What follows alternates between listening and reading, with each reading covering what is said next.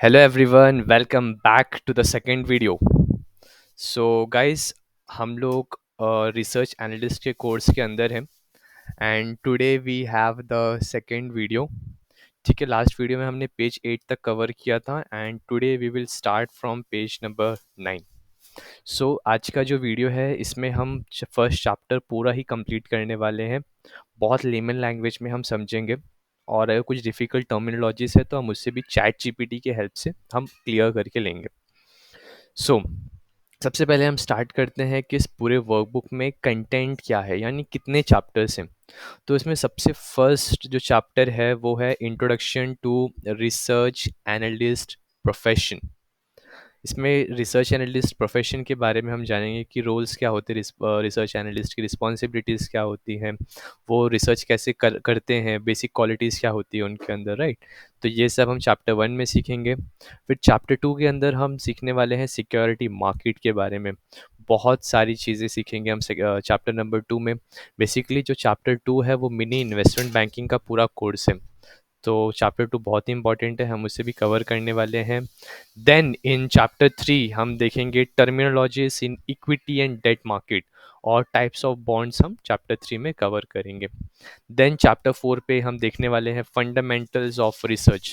ये one of the most important chapter है because chapter का नाम ही है रिसर्च एनालिस्ट और रिसर्च के फंडामेंटल्स के बारे में हम चैप्टर 4 में जानेंगे. देन इन चैप्टर 5 हम सीखेंगे इकोनॉमिक एनालिसिस. ग्रेट. सो इकोनॉमिक एनालिसिस है बेसिकली क्या होता है ना, जब भी हम रिसर्च कंडक्ट करते हैं तो वो 3 फेजेस से जाती है. पहले इकोनॉमी, फिर इंडस्ट्री और फिर कंपनी. तो सिमिलरली यहाँ पे देखिए चैप्टर 5 में हम सीखने वाले हैं इकोनॉमी एनालिसिस के बारे में. देन चैप्टर 6 में हम सीखेंगे इंडस्ट्री एनालिसिस के बारे में. देन चैप्टर 7 में हम सीखेंगे कंपनी एनालिसिस के बारे में. आप यहाँ पे देख सकते हो कंपनी एनालिसिस को उन्होंने कितने डीप में एक्सप्लेन किया है कि उसे 2 चैप्टर में बनाया गया है. सो एक चैप्टर है जिसमें हम सीखेंगे business and governance of company analysis. एक और चैप्टर है जिसमें हम सीखेंगे फाइनेंशियल एनालिसिस कंपनी एनालिसिस के अंदर ही. सो ये थे टॉप 8 चैप्टर्स. फिर और कुछ चैप्टर्स है जैसे कि कॉर्पोरेट एक्शंस. तो जितने भी कंपनी में कॉर्पोरेट एक्शंस होते हैं, चाहे वो बोनस हो, डिविडेंड हो, स्टॉक स्प्लिट हो, मर्जर एक्विजिशन, बायबैक हो, ये सब कुछ हम कॉर्पोरेट एक्शंस पे सीखने वाले हैं. Then valuations of principles. So कौन सी चीज़ कौन से वैल्यूएशन पे ख़रीदनी है, कौन से प्राइस पे सेल करना है, ये बहुत इंपॉर्टेंट होता है राइट मार्केट के अंदर. तो वैल्यूएशंस भी हम सीखने वाले हैं.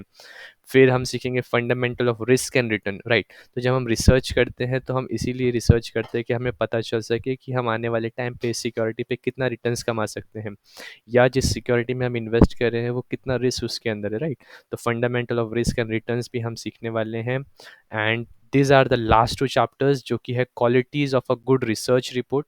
तो रिसर्च रिपोर्ट कैसे बनाते हैं, उसके अंदर क्या क्वालिटीज़ होनी चाहिए, ये सब भी हम सीखेंगे. देन चैप्टर 13 है लीगल एंड रेगुलेटरी एनवायरनमेंट. सो ये बेसिकली इसमें हम ये सीखने वाले हैं कि कौन से कोड ऑफ कंडक्ट होते हैं जो रिसर्च एनालिस्ट को फॉलो करने चाहिए, राइट. उसके अलावा कौन कौन से रेगुलेटरी कंप्लायंस आते हैं. जैसे कि आप देख सकते हो अपने 3.1 में लिखा 13.1 में लिखा हुआ है regulatory infrastructure in financial market. Then important regulations हम जानेंगे इंडियन सिक्योरिटीज़ मार्केट के, code of conduct of for research analyst. फिर जैसे कि आप देख सकते हो management of conflict of interest COI, ये बहुत इंपॉर्टेंट है, हम इसके बारे में भी रिसर्च देखेंगे.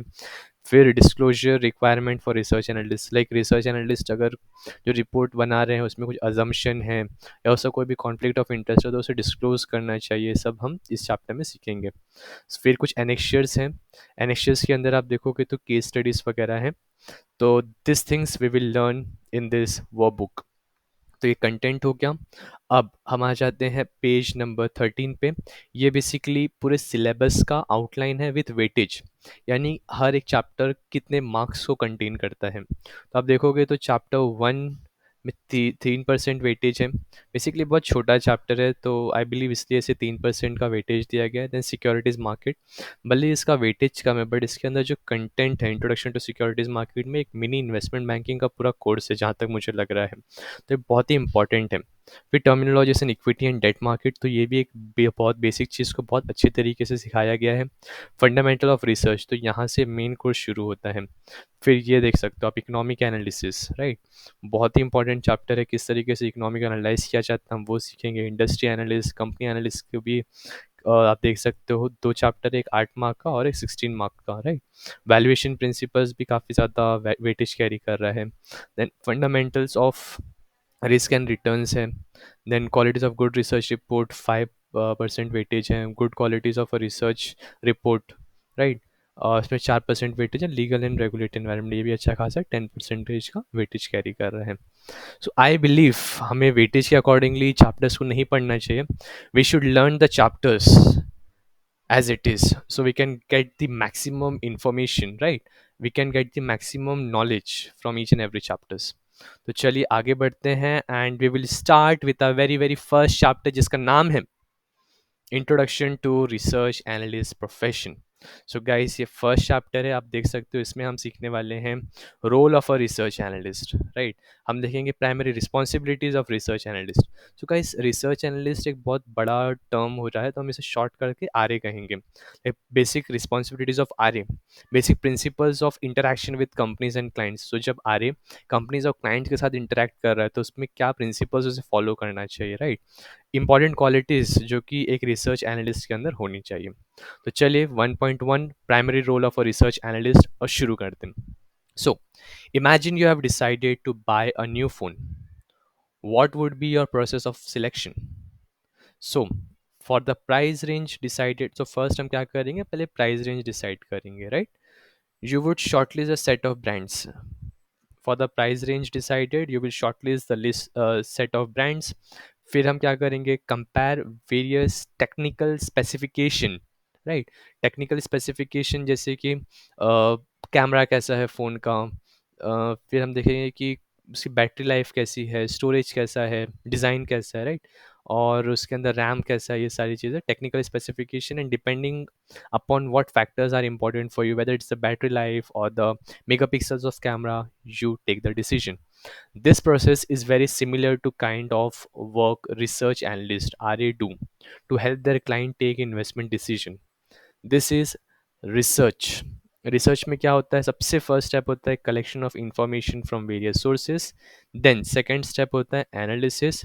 एंड थर्ड स्टेप होता है processing of data to take action, जैसे हम कहते हैं recommendation. collect information, analyze the data, and give recommendation whether to buy, sell, or hold the security. Then third paragraph है data and information are imperative to the function of the research analysis. RAs need information pertinent to the investment being evaluated. Okay. सो जिस investment को वो evaluate करने वाले हैं या जिसमें वो इन्वेस्टमेंट करने वाले हैं उसके रिलेटेड उन्हें इन्फॉर्मेशन चाहिए। This would include information about the macro and economic factors, right. तो एक हम आगे जा कर के सीखने वाले हैं top down approach. Top down approach में क्या होता है, पहले हम इकोनॉमी को अंडरस्टैंड करते हैं, फिर हम इंडस्ट्री को अंडरस्टैंड करते हैं, फिर हम कंपनी को अंडरस्टैंड करते हैं। तो सेम चीज़ यहाँ लिखा है, this would include information about the macro and micro economic factors, then industry specific information, and lastly company specific information. Economic information में क्या होना चाहिए और ये कहाँ से मिल सकती है। तो इकोनॉमिक इंफॉर्मेशन जो है ये कलेक्ट की जाती है गवर्नमेंट स्टैटिस्टिक्स से, राइट, और data provided by the central bank, that is RBI. Okay. फिर डेटा ऑन ग्लोबल फैक्टर्स ये कहाँ से मिलेगा, ये हमें मिल जाएगा इंटरनेशनल एजेंसी से। कौन कौन सी international agencies, IMF, International Monetary Funds, ADB, Asian Development Bank, world bank and other global development financial institution. ये क्या प्रोवाइड करेंगे हमें, ये प्रोवाइड करेंगे हमें डेटा ऑन ग्लोबल फैक्टर्स। फिर आ जाते हैं इंडस्ट्री स्पेसिफिक जर्नल्स, ये क्या करेंगे, इंडस्ट्री स्पेसिफिक रिलेटेड हमें डेटा प्रोवाइड करेंगे। एंड पब्लिकेशन में be used to collect information on industries या तो सेक्टर्स। कंपनी स्पेसिफिक इन्फॉर्मेशन हमें कैसे मिलेगा, वेरियस सोर्सेज से मिल जाएगा, जैसे कि किसी कंपनी के फाइनेंशियल स्टेटमेंट उठा करके हम देख सकते हैं, एनुअल रिपोर्ट पढ़ करके देख सकते हैं, राइट। सो ये क्या होते हैं annual report, this are the part of regulatory compliance requirement, या मीटिंग ऑफिशियल से हम बात कर सकते हैं, right. So authorize to provide it and other source such as plant factory visit करके हम इन्फॉर्मेशन कलेक्ट कर सकते हैं, कंपनी का मार्केट सर्वे कर सकते हैं, एम्प्लॉयज़ का इंटरव्यू ले सकते हैं, स्टेक होल्डर्स का इंटरव्यू ले सकते हैं। इस तरीके से हम कर सकते हैं company analysis. The next paragraph says analysis and decision making process is a combination of understanding qualitative factors that affect operational performance, such as efficiency of operations, competitiveness, business plans, and work ethics of the management, among others, and quantitative factors such as revenue, cost, profitability, and risks to this financials. Okay. So basically यहाँ पे ये कहना चाह रहे हैं कि जो analysis की जाती है या तो जो डिसीजन मेकिंग प्रोसेस होता है वो कॉम्बिनेशन होता है बहुत सारे फैक्टर्स का। ठीक है। बेसिकली क्वालिटेटिव फैक्टर्स में हम नंबर्स नहीं देखते, हम देखते हैं कंपनी का ऑपरेशनल परफॉर्मेंस कैसा है, कंपनी की एफिशिएंसी कैसी है, कॉम्पिटिटिव क्या एडवांटेज है कंपनी के पास, आगे के क्या कंपनी के प्लान है, कंपनी का वर्क एथिक्स कैसा है, मैनेजमेंट का वर्क एथिक कैसा है। और हम क्वांटिटेटिव फैक्टर्स भी देखते हैं। क्वांटिटेटिव फैक्टर्स में क्या होता है, अब यहाँ पे नंबर्स को देखा जाता है।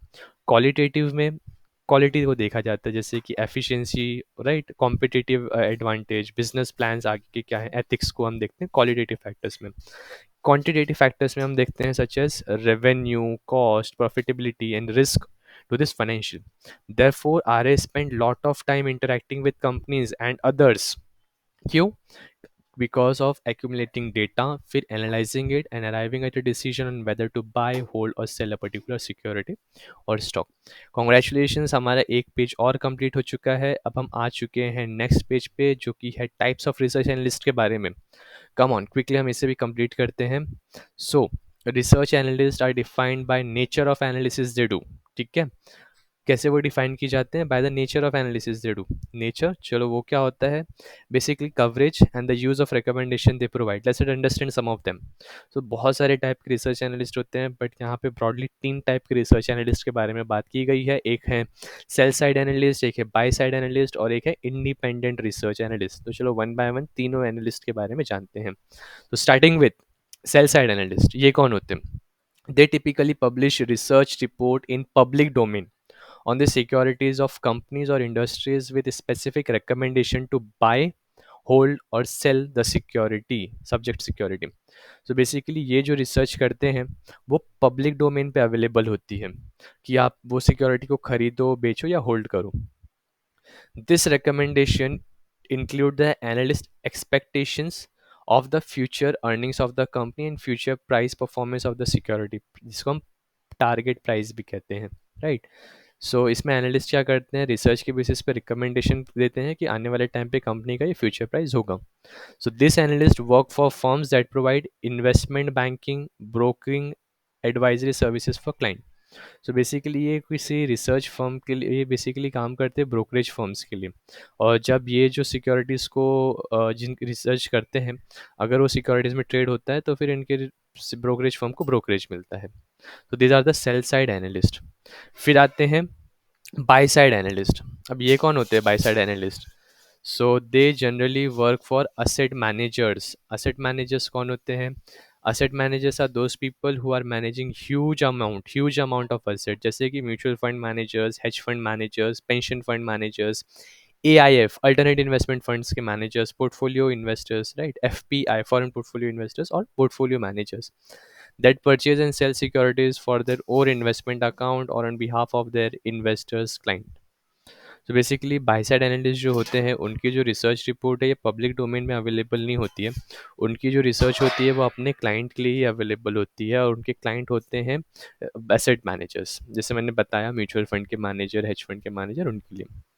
सो next, this analysts generate investment recommendation for their internal consumption, right, via use by the fund managers within organization। तो ये internal consumption के लिए रिसर्च करते हैं, और ये जो इन्फॉर्मेशन है सिर्फ और सिर्फ फंड मैनेजर के पास होती है विद इन द ऑर्गेनाइजेशन।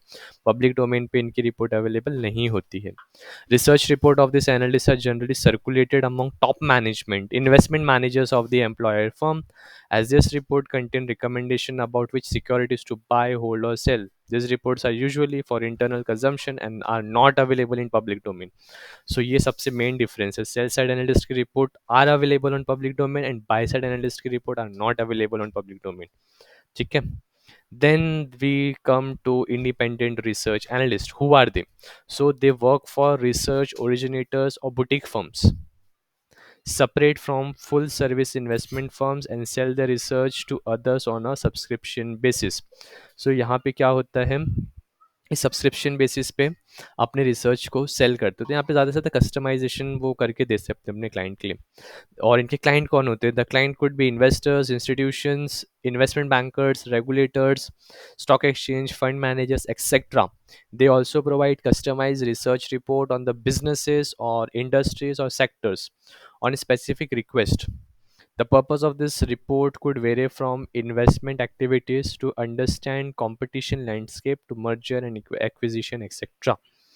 सो ये जो होते हैं ये क्या करते हैं, कस्टमाइज रिसर्च रिपोर्ट प्रोवाइड करते हैं बिजनेसेस को, इंडस्ट्रीज़ को, या तो किसी सेक्टर के बारे में जो भी वो रिक्वेस्ट करेंगे उनके क्लाइंट, अकॉर्डिंग टू देम वो उन्हें रिसर्च रिपोर्ट प्रोवाइड कर देते हैं। और जैसे भी क्लाइंट की रिक्वायरमेंट है उसके अकॉर्डिंगली उन्हें प्रोवाइड कर देते हैं research report. So these are independent research analyst, they work for a small boutique firm या खुद के लिए वो काम करते हैं।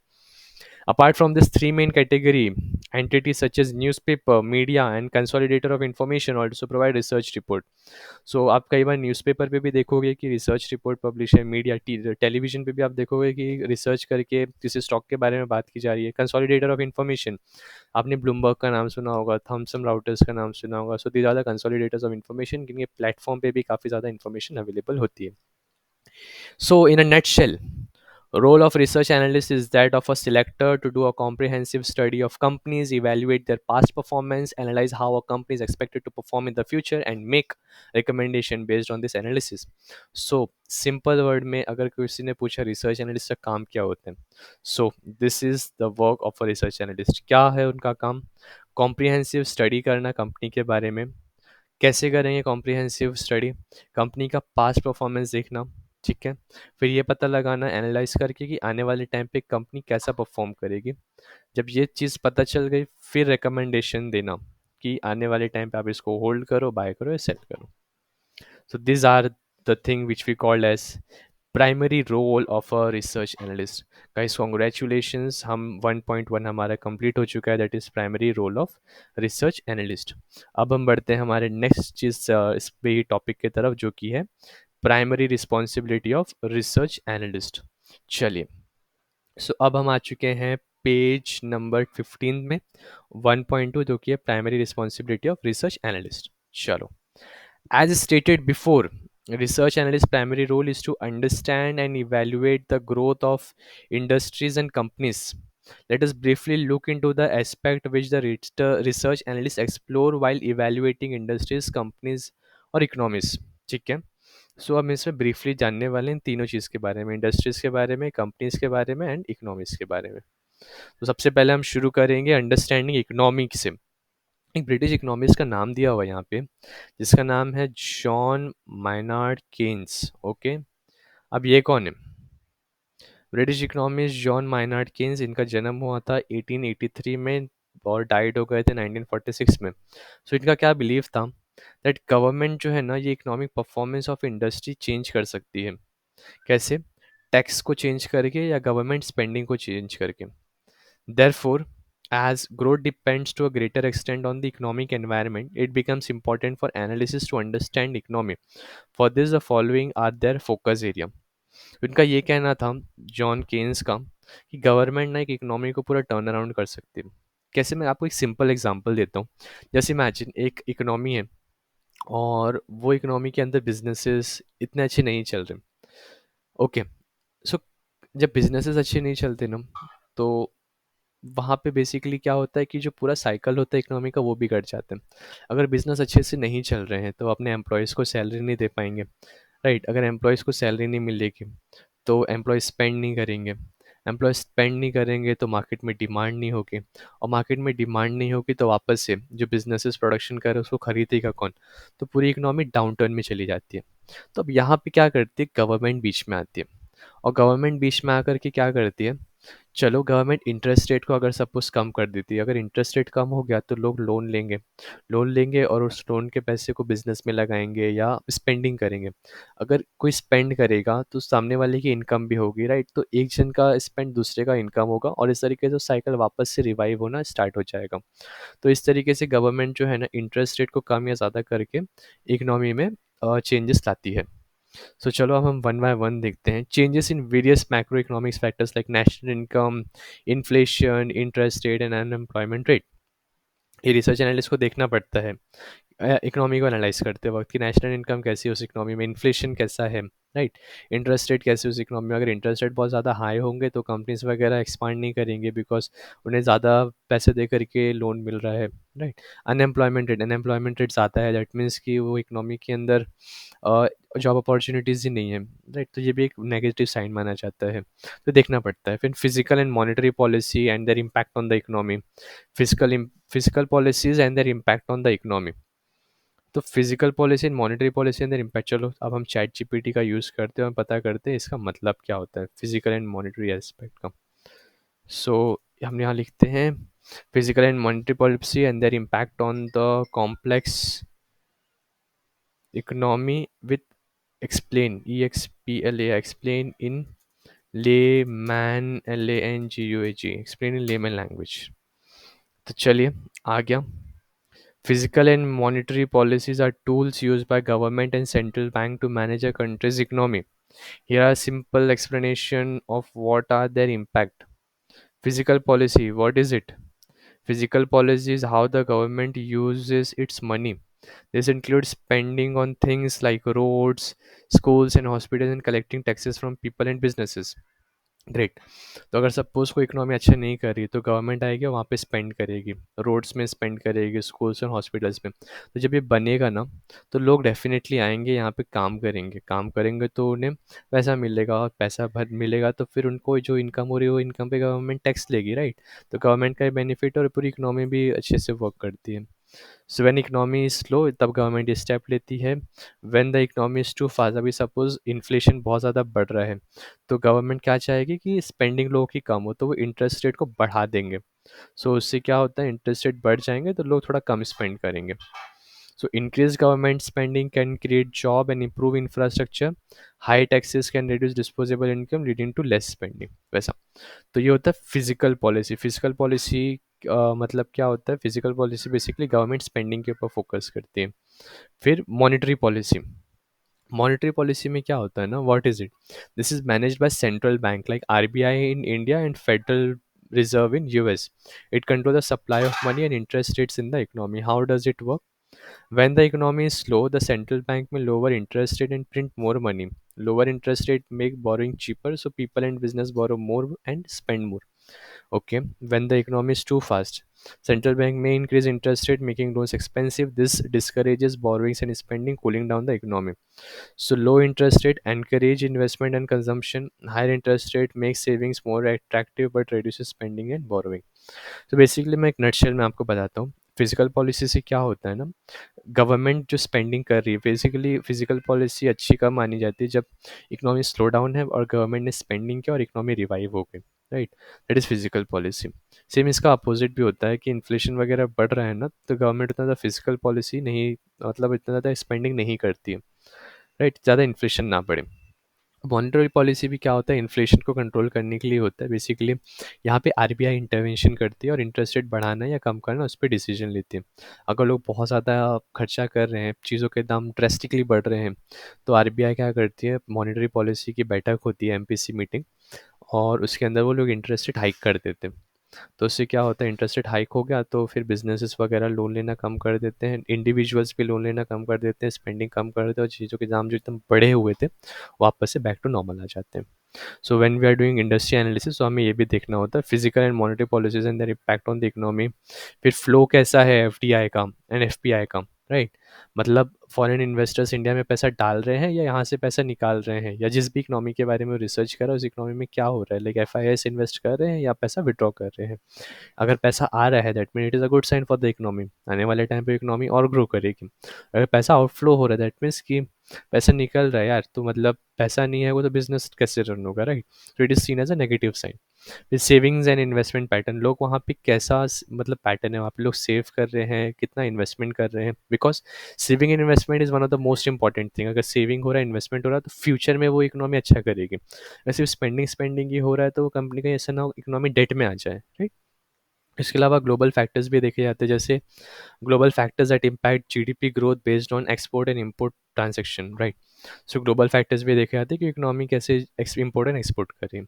We shall know more about economic analysis in chapter 5. So guys, ये तो एक ओवरव्यू था. चैप्टर 5 में हम और डिटेल में देखने वाले हैं इस चीज़ को. Then we comes under understanding industry. So different industries face different challenges and opportunity. The growth drivers could be significantly different.